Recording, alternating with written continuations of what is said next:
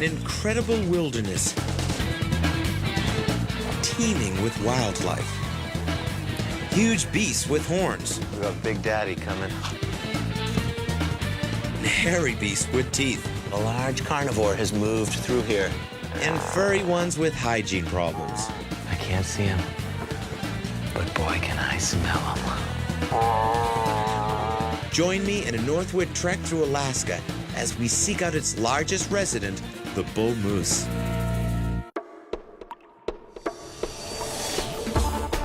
A toad.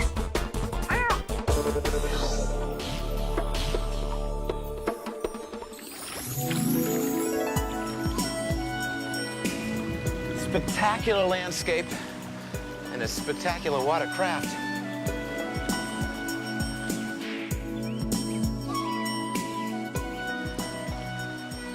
Now, we're in Alaska, and we've got a great adventure ahead. A wonderful experience awaits us as we explore this place in search of its wildlife. The big focus of our adventure, will be on ungulates, hoofed creatures with one in mind to track, the giant, graceful, and beautiful Alaskan moose. Alaska's deserving of its nickname, the last frontier. The size of its purely unexplored and undeveloped terrain is mind-boggling. Alaska's the only state with more square miles than people. Our search for the bull moose will take us from the Kenai Peninsula on the southern coast, northward past Anchorage, skirt the towering peak of Denali, and take us into the heart of Alaska's largest national park. Our journey begins in the cold, clear waters of the Kenai Fjord.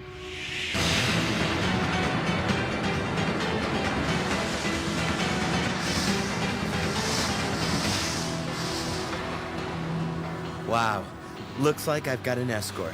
These are doll porpoise, and they are the fastest swimmers of all porpoise, dolphins, and whales. They've been clocked at speeds of up to 35 miles per hour.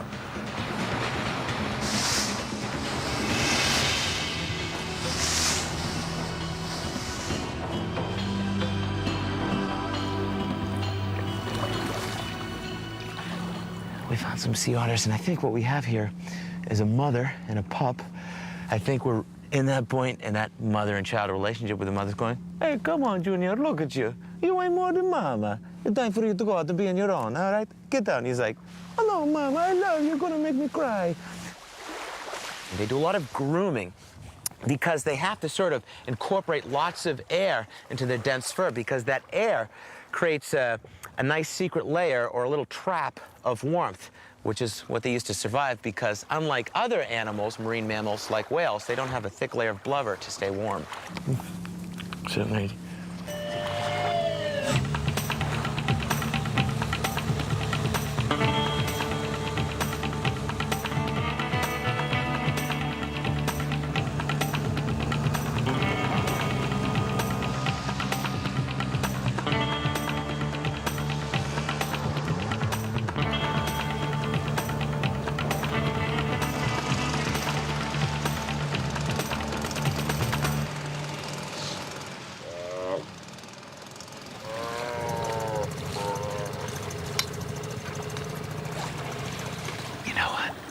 Tell you something. I know I'm getting close. Not because I can see him.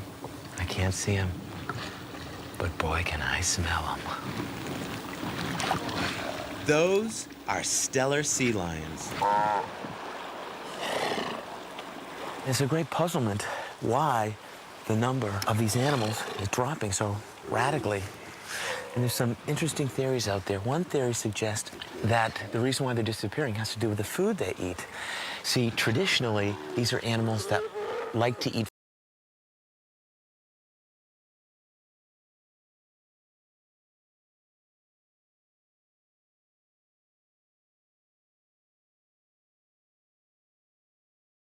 so they're having to rely on fish that are leaner, like pollock, for example, which have lower fat content in their bodies. So what happens is that when the babies are weaned and head out to sea, they don't have enough fat to keep them going, and they end up dying. So they're producing in normal numbers, but the return, okay, of the next generation is where the failure is happening. They're just going out and dying or disappearing. They're eating a marine version of junk food. Hear that guy? The one in the center who's going. That sound you hear, that's coming from the bull. He's the one in charge. That's his harem. And he can be huge. An adult bull Steller sea lion can reach 1,500 pounds in size, can be more than 9 feet in length.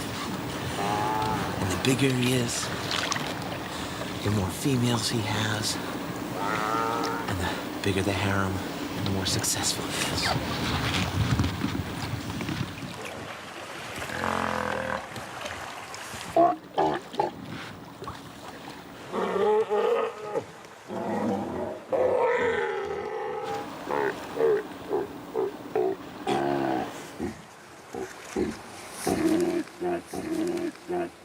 Hear it? It's a low, rumbling growl, almost like a moan growl, unlike California sea lions, which will a bark. Not with these guys. It's a growl. Bark, growl.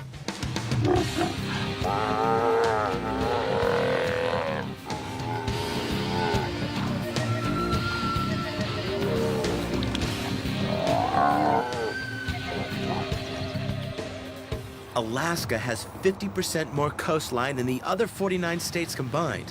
33,000 miles of land borders water in this enormous state, making for some incredible geology. I've traded in my Zodiac for a kayak so I can more easily maneuver through these large chunks of ice.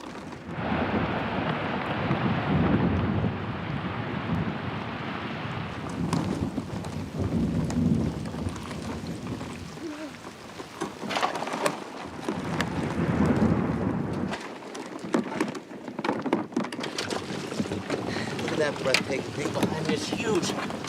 It spans about half a mile across. At its highest point, it's 600 feet tall. It goes back about 4 miles. It's called the Ayalik Glacier. Ayalik means frightening or scary place, and I think that comes from the continuous rumbling and growls and cracks it makes as this thing dumps into the sea. It is dumping. You think of ice as something that doesn't move, but this thing is on the move. It's traveling about 4 to 5 feet every day.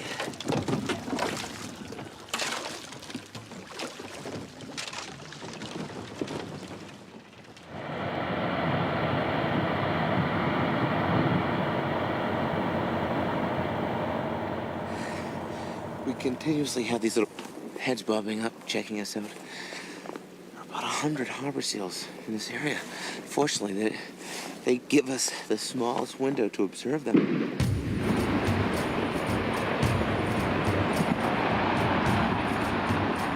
Get ready, we're gonna have a little wave.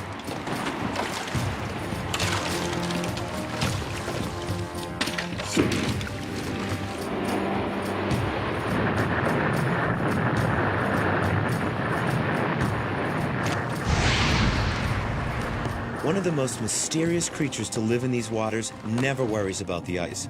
That's because it spends its entire life under the water, and it's very rare to find out in the wild. But there is one living here at the Alaska Sea Life Center. I'd rather be out scuba diving, exploring marine life in the wilds. But the Alaska Sea Life Center has something very special, which has pulled me into their, well, sort of behind-the-scenes environment. And it's in this container, and it happens to be up there in my top 10 favorite marine creatures. It's a giant Pacific octopus. And I'm gonna see if I can draw this creature out.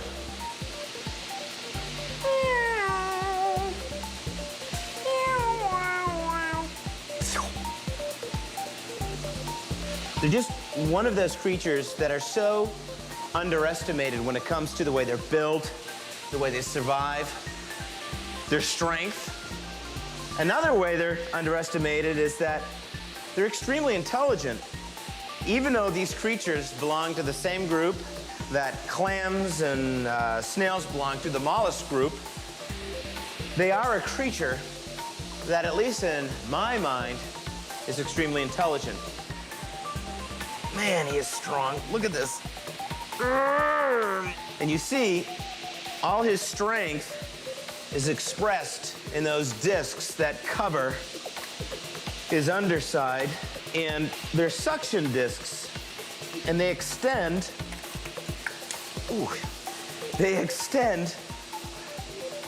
off of each of its arms. And this is an animal that's curious. He's exploring. He wants to know who I am.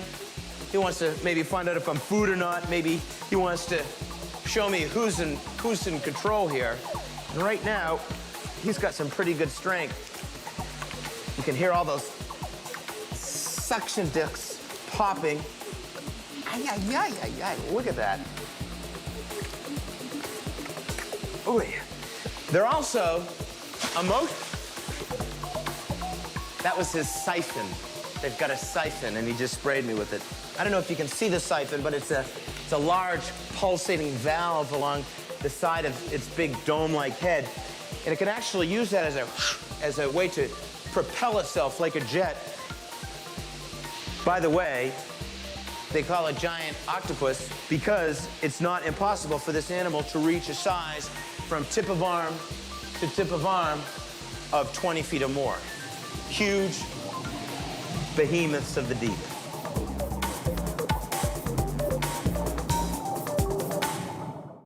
Coming up, it's a dance of life and death that happens every year in Alaska's rugged coastline. Then later, our journey north will continue as we'll search for Alaska's biggest and most elusive animal, moose.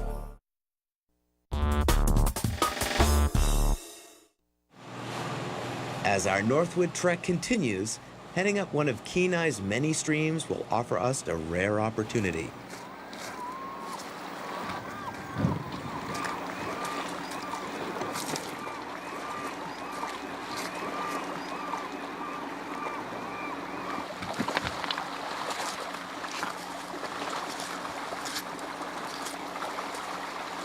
What we're seeing is one of nature's most extraordinary events. It's so extraordinary to me that it's very hard for me to do it justice with words. This is an event that happens every year, as it has for millions of years, and it's the running of salmon. And what it shows us is the ultimate price a species will make to bring in the next generation. In the case of these pink salmon, that ultimate price is death.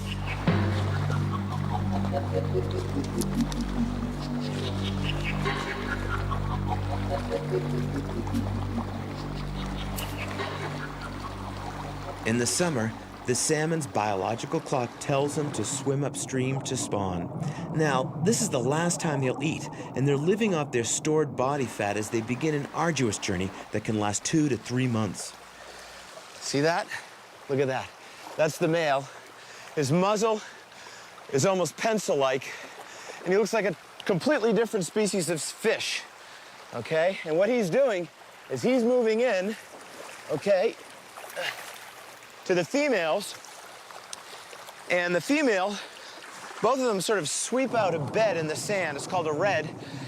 She'll deposit her eggs. The male comes in, and then he puts his sperm on top of that.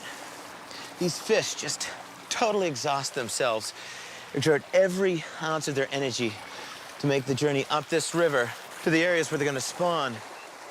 Many of these salmon are unable to complete the journey in front of them, and the ones that do will probably die about 10 days later. I'll be honest with you, it's really humbling to see something like this, because it shows us, almost textbook fashion, the cycle of life. Oh my gosh, look at this. Look at this. Look at this. Oh my gosh, look at this. Oh my gosh. Look at him. Big old monster. He's just literally dissolving. His scales and skin is chafing off, but inside, there's a creature that's just hungry to survive. He has no idea what the future is for him, and despite his will to live and survive, nature has another plan.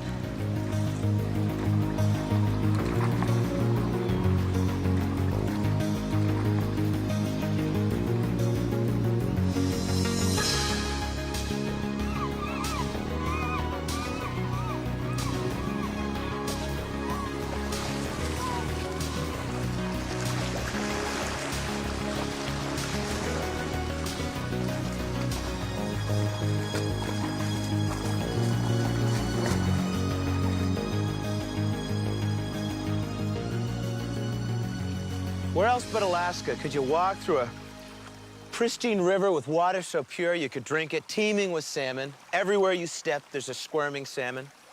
And after you've quenched your thirst, you could stop for breakfast. Because everywhere, there are blueberries. And I love blueberries. Look at that, wild blueberries. Wait, those aren't blueberries.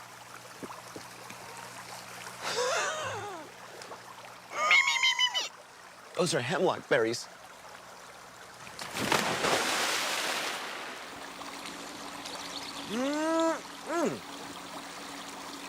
Some seriously good blueberries right here.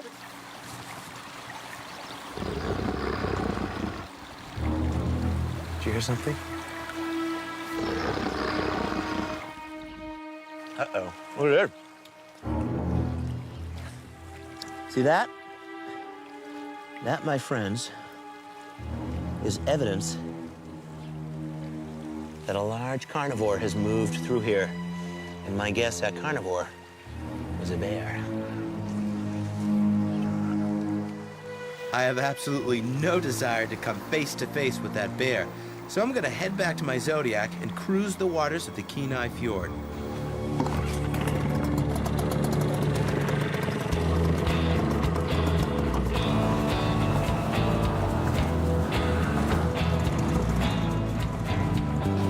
Hey, look at that right there. That is a black bear. That might be the same one that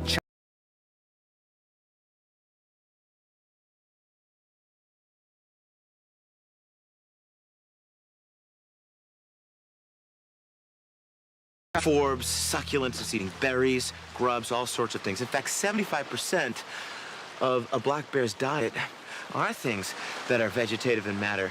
Oftentimes when we think of bears, what comes to our mind is a creature that hunts. But animal protein, hunting, prey, plays a very small role in this animal's diet.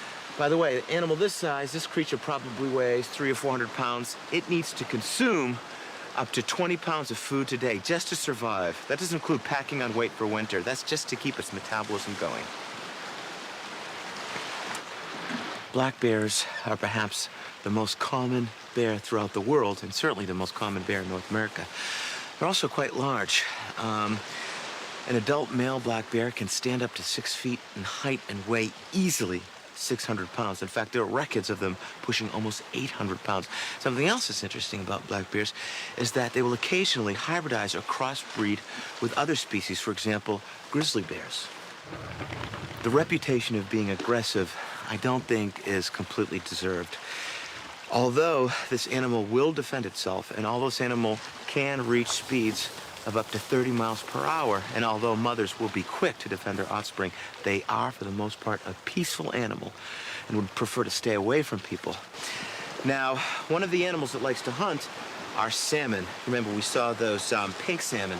What's interesting is that this creature is in desire of eating the most nutritious, the fattest, the richest part of the salmon. We think of salmon flesh as being rich, but with salmon, the best part to eat are the brains. And oftentimes you'll find pink salmon, they'll just be completely decapitated, the head's ripped open, and the brains are gone. When we continue, muskox play the dating game. Ow! Oh, not tonight, honey. I've got a headache. And later, more bear, some sheep, and pika.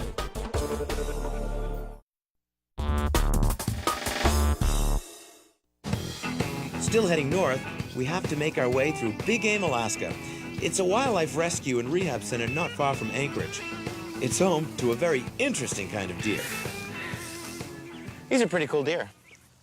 And you're a cute little fawn. Oh there, Bambi. Look at this. These very small animals are black-tailed deer. Sometimes they're called Sitka deer. And as you can see, they're not very huge in size. In fact, we have adult bucks right here. This is an adult, full grown, and probably is weighing somewhere between 60 or 80 pounds. Hey, what are you doing, smart guy? Sitka deer are very amazing.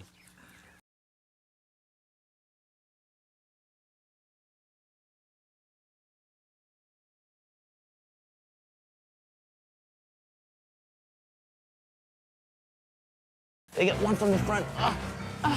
And then one comes in from behind. No, you're hurting me, please. Get away from me. Get away. Ow! Ow! Get away. Ow!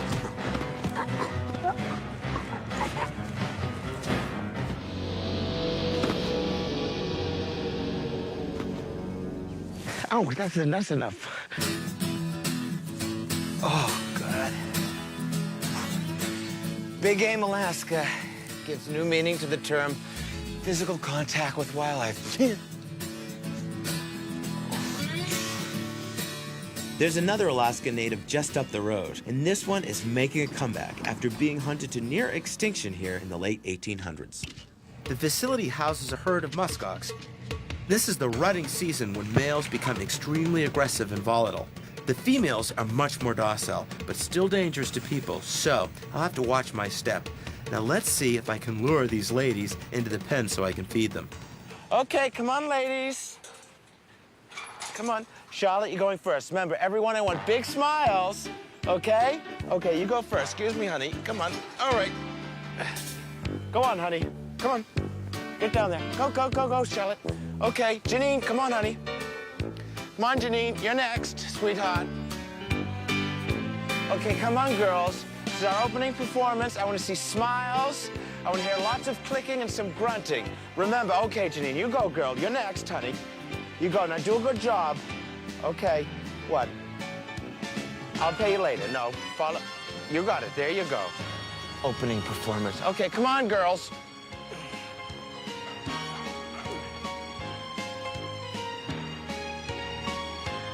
Apparently they have a little stage fright. They're new to show business, so I got a nice performance bonus. Come on, girls. Yeah, you must smell my muskox at home. Yeah, you do. Their primary defense, the first thing they use when they encounter a predator, such as a wolf, is they'll take the young ones, the calves, they'll move them into the center, okay?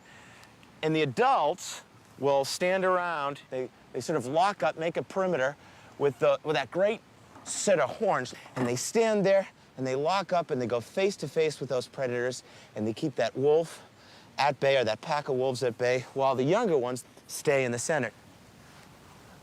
One of their best defenses from the cold is what you find buried underneath these coarse hairs. And you see that fine, insulated layer of just dense fur?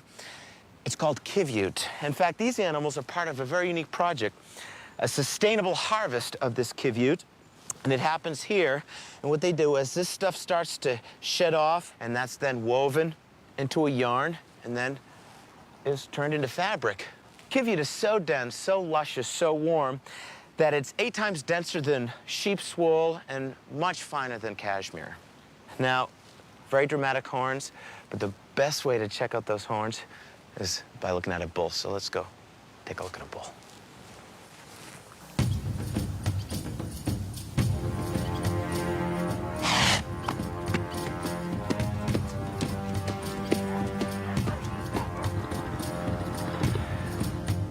We got Big Daddy coming. Look at this guy. Oh my gosh. You are huge. Actually, I'm gonna put my hand like this. Yeah. This guy is 6 years old, weighs about 1,000 pounds. And what I wanted to point out was the buttress. That part of this animal's horns.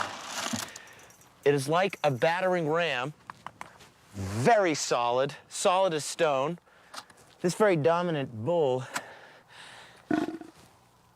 is getting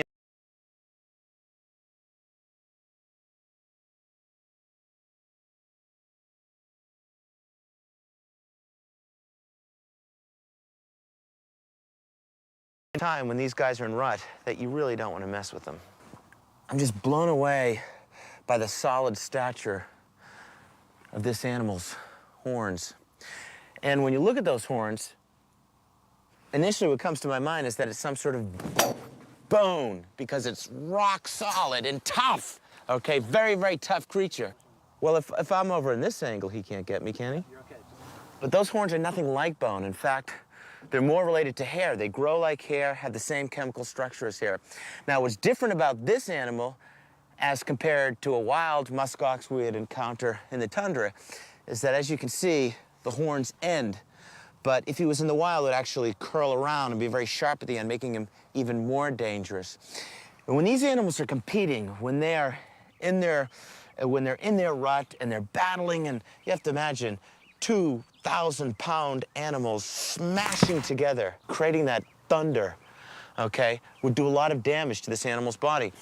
But to back him up, his support from almost the center on up, this creature's neck muscle.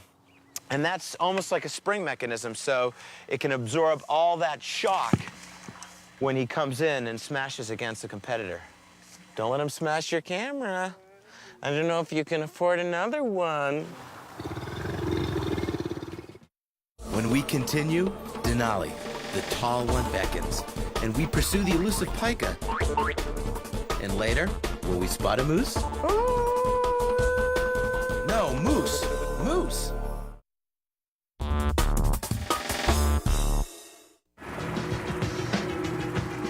This is Denali.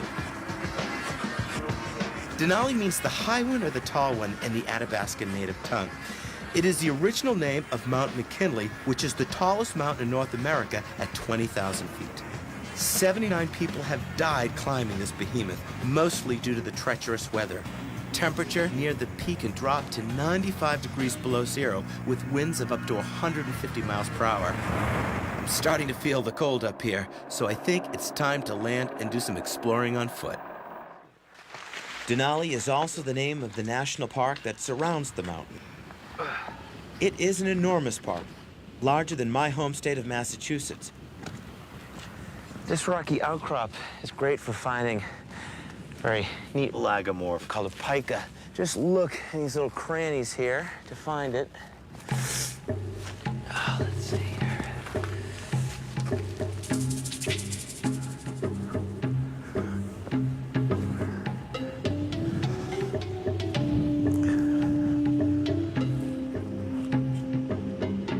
Where'd he go?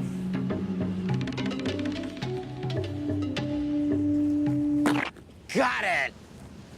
Only, I would never, you. These little pikas are food for many predators, everything from birds of prey to foxes to wolverines to you name it are gonna be eating these creatures. This little guy, what's neat about him is that he's actually gonna take everything he harvests, everything he forages, he's gonna compile it into a cache. It'll be made up of nuts, seeds, grasses, dried forbs, and he'll live in that. He is not going to be hibernating at all. He's going to be active. And his cache in size can be anywhere from 12 to 50 pounds. This guy weighs less than a can of soda and could potentially, if he's a really good collector, put together a cache, you know, that's this big. That's pretty impressive. This guy's like a little electron. He just darts around. It's hard to keep track of him.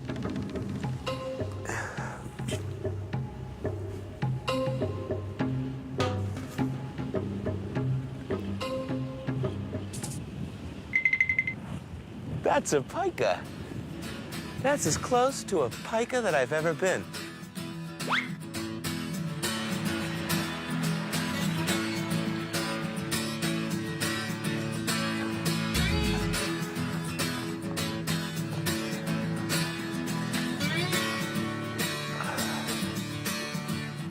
We have wandered into the territory which belongs to a pack of wolves. I've been told that there are 6 members which are kin to this pack, and they wander through the region of Denali in search of prey. Now, I'm gonna try to call one.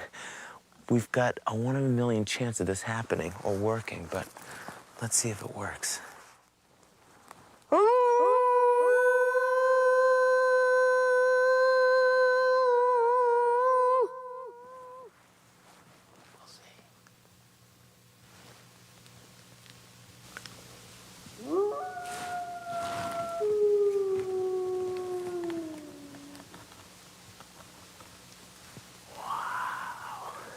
A wolf. A wolf that is probably 200-300 yards away. They could be all around us. Very unlikely we'll see them, but we know they're here. Up next, a very special appearance by Red Fox. And then some snow, some sheep, and, I'm frozen. well, more snow.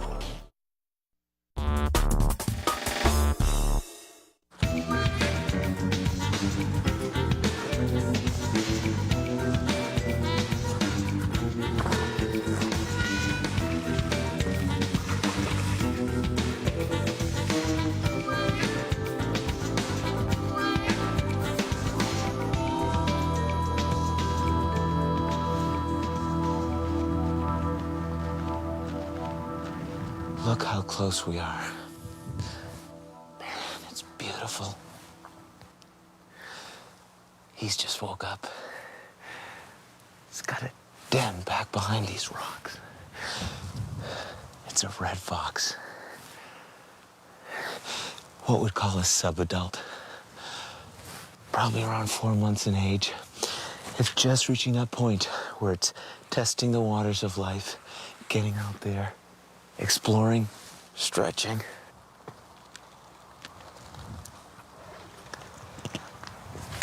He's right near my backpack. Smelling my backpack. Hopefully he'll take a picture of himself. Never in a million years did I think I could creep up to be 8 feet away from a wild fox. This is extraordinary.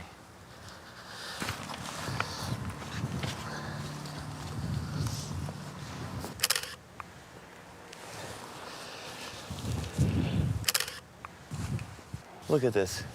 He's posing. Man. Excuse me.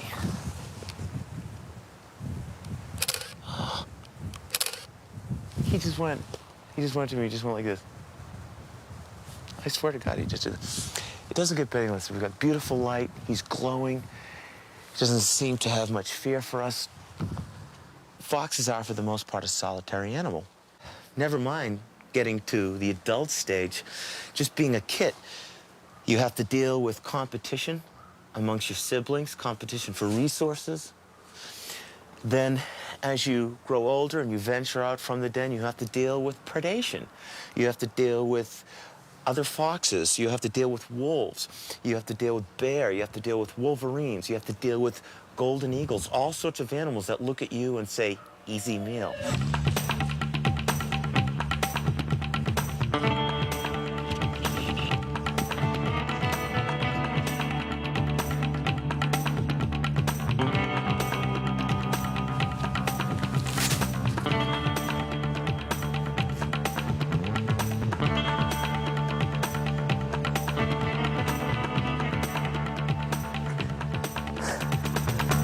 How's that for a weather change?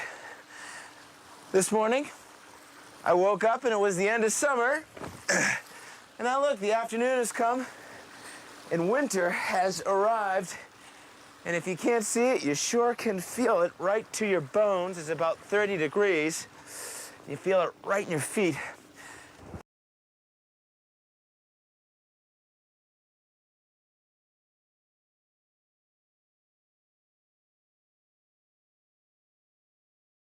Has a bug and a bug light. That's a lifespan of summer in this part of the world. We're going up this steep slope of snow-covered moss because at the top I've spotted a very interesting type of animal. I don't know if we'll catch up to it, but let's give it a try.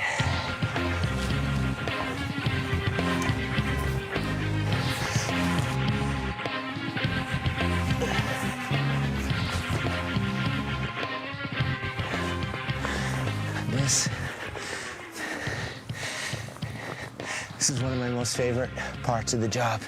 It's the chase. It's the work you have to go through, the challenges you need to face to get towards your goal. There's no guarantees. But if we are successful to go through all this, that's the payoff, that's the lottery. I love my job. About 40 feet to our front is that herd of Dall sheep. I see 2 rams and 4 or 5 ewes. Look at that. You can actually see that young lamb hanging out with the ram. He's to the front of the ewe. She's behind him. She's got the smaller horns. And they're just hanging out there. There's one female who's acting like a sentry who's checking us out. Look at that. That's a Mrs. We've climbed all this way and we're so close, yet I have a feeling if we get any closer, they're gonna take off. And these animals are just masters when it comes to climbing. They've got cloven hooves which dig into the rocks. Even shifting shale and stone is no challenge for them. They can go straight up, just shimmy their way up to the peaks. And in winter, they can go clear up thousands and thousands of feet in altitude and just survive where any meager man such as myself would perish instantly.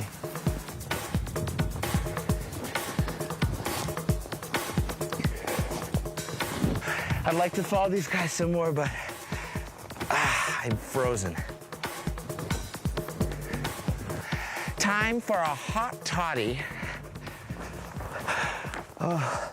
La la la la la la la la. Oh, closer. Oh.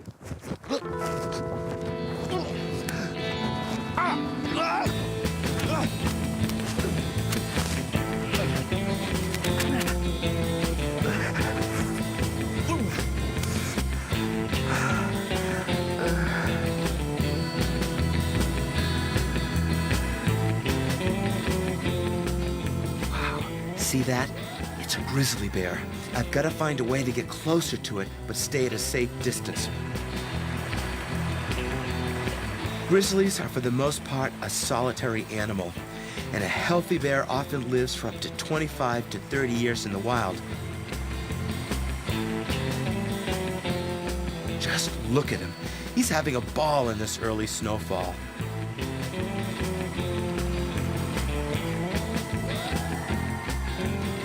We are lucky to spot this guy. Winter's coming, and soon he will be sound asleep until spring.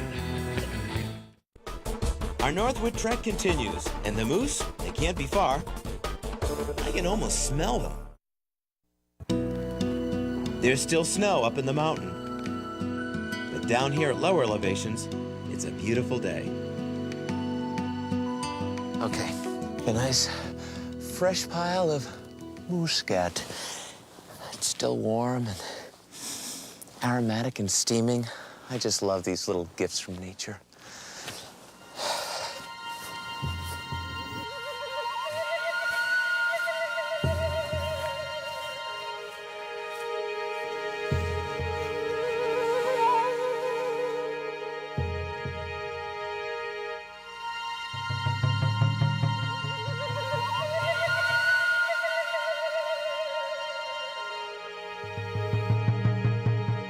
Wow.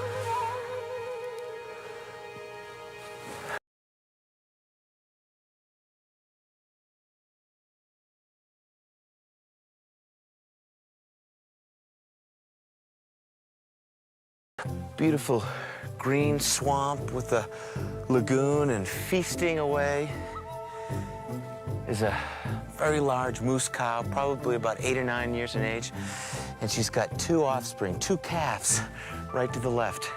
These are probably about 4 or 5 months in age. And what we're seeing is a very successful cow.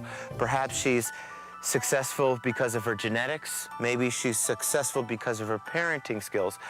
But the expression of her success is that she has 2 offspring. She has 2 calves. It's very rare that at this stage, where these animals are 4 or 5 months plus in age, for them to survive. And there's an excellent chance that in about 6 months, they'll still be alive and they'll be able to take the challenges of this environment on their own. During the birthing season, cow moose will drop their calves all at once, flooding the environment with hundreds and hundreds of babies.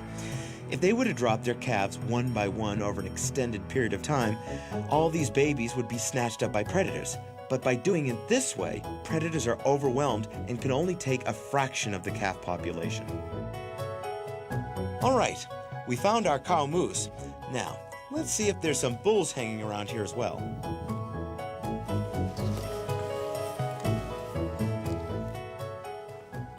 Just over there, you can see hanging over the brush a rack, a gorgeous rack, and it's connected to the animal we've come to find. Up here in Alaska, the moose give new meaning to the word gigantic. Think about a moose, you think of clumsy, silly, ancient. What often comes to your mind is, ooh, hey, rookie. You know, that guy right there. That moose is nothing like this moose.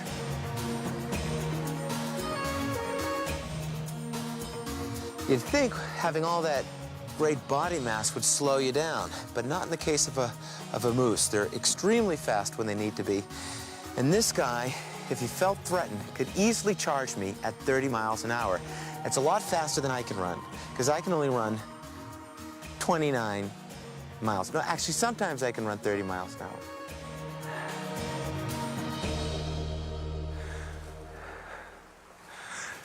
We've got some real exciting stuff happening up here. Look at this, look at this. We have a cow moose and a bull moose. This is the time when bulls are pretty much at their most aggressive state, so we should move in very carefully. Hopefully we'll see some stuff. Look, Pierce. We have the cow, and the cow has brought in 2 suitors, 2 bulls, 2 males.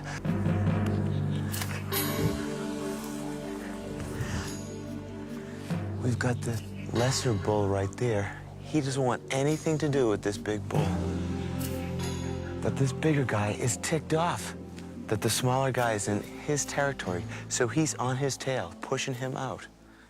The bigger bull came down and said, you're in the territory of my cow, or the cow that I'm after. And what that lesser bull did was mutter a submissive whine or cry that says, okay, hey, no hard feelings. When the bulls are more evenly matched, they will fight for their territory and for access to moose cows. Rarely witnessed by man, it is often a struggle of titanic proportions. The bulls will spar until one gives up and the other claims victory and possession of the cow. Whoa, this has been fantastic. How many thank yous can I say to this place, Alaska? Thank you for giving us this very exciting encounter. One last picture, and I'm off. And I'll see you next time on the Jeff Corwin Experience.